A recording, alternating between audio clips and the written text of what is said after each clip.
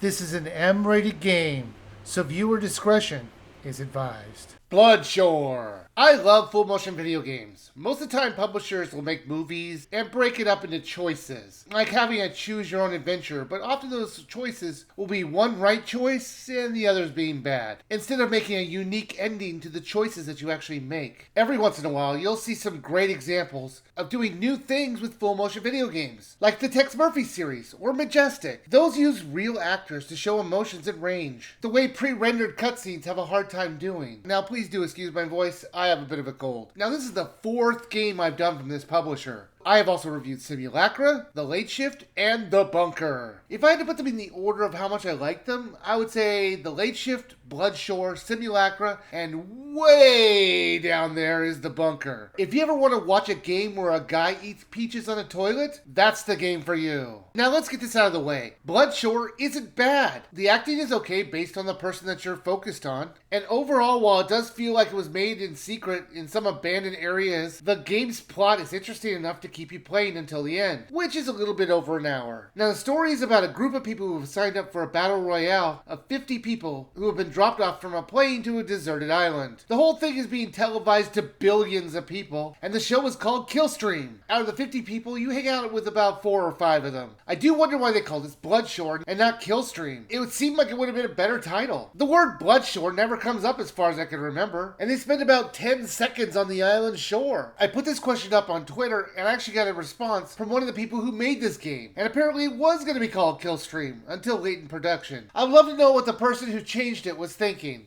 As you make choices to advance the story, it'll change up the percentages in 5 different categories: team morale, audience opinion, romance, strength, and insight. If you're too low on one of them, you might not be able to advance the choice that you made. For example, if you want to be a team player, you're going to need to be charming and helpful. That being said, the game really only has 2 paths. Sometimes when you pick a direction, it just goes to the same place. The 2 paths are basically, if you choose the guy, you get one, and if you choose the girl, you get a different one. However, the ending is mostly the same. They say there are multiple endings, and they're just slightly different versions. I think I got the best ending on my second playthrough, and that was totally on accident. I was doing the complete opposite of my first playthrough, and the slightly different choices I made ended up being good for me. Now, I know this is going to come off a little bit strange, but I want to give the producers of Killstream a couple notes. It's insane that you use contestants' phones to track them. They should be GPS tagging these people. That way you can know which cameras you're going to use. If you don't, the audience will never be able to track anything that's going on. And by the way, that is exactly what happens. The audience doesn't know what's going on. They say this is the 13th one of these, and you would think they would have worked this out by now. Cell phones break, or people turn them off, and they have no backup plan when this happens. There are quite a few scenes where the audience isn't watching anything, and that's some terrible camera direction. The locations that you go to are so varied. This abandoned island has a huge building on it, which is the parent company of the creators of this TV show. So I guess they own this island. But what exactly was this building used for? There's also a sequence where they're walking on train tracks, and I look at that and I'm like,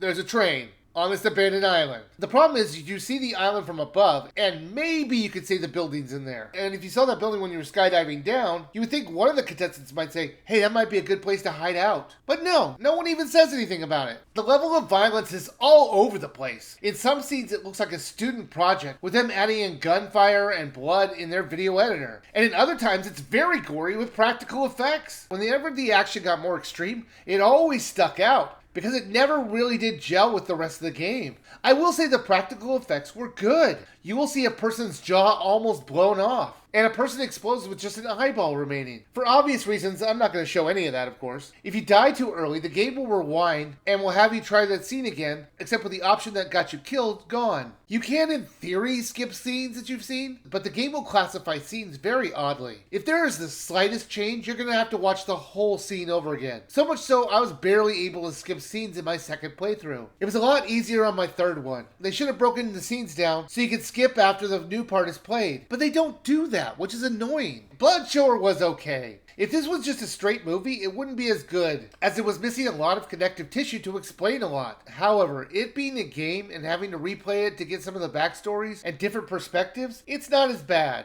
This is normally $14.99, and like I said in my late shift review, I think you should just wait for this to go on sale. No more than $5. It is entertaining but repetitive. I wish there was a lot more choice in the people that you could pick for your teams, but I do think it's worth it when it's on a deep sale.